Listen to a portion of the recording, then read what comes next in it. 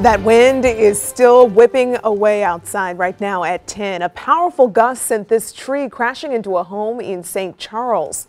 A family was at the home at the time, but thankfully the roof did not collapse. And those winds are responsible for damage on both sides of the river. An abandoned building collapsed in the state streets in South City, and a whole tree toppled in Maplewood, and wind took out power lines in the Metro East, leaving many no chance to work today. Thank you for joining us tonight. I'm Courtney Bryant. And I'm Chris Negus. Steve Savard has the night off. Steve Templeton is tracking when these wind gusts will wrap up. Plus, he has a big temperature drop to tell you about.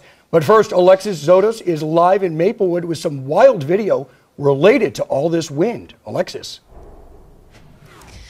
Oh, man, the good news is the wind has calmed down just a little bit tonight. Actually, as I say that, it's picking up again.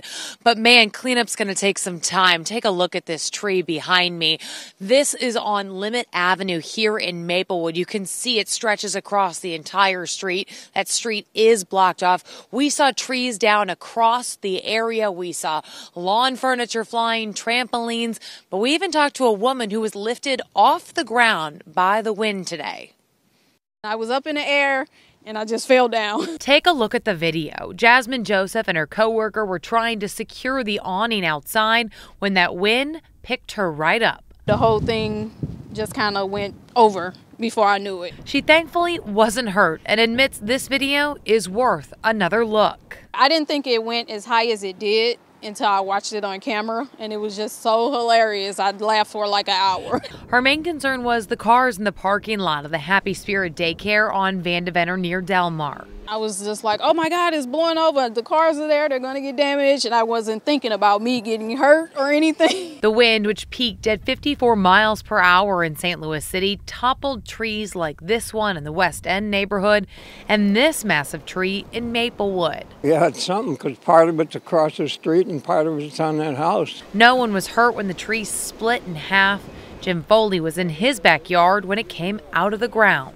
I've been working on site for about 2 hours, and while I was working, I heard it fall. It was very, very loud.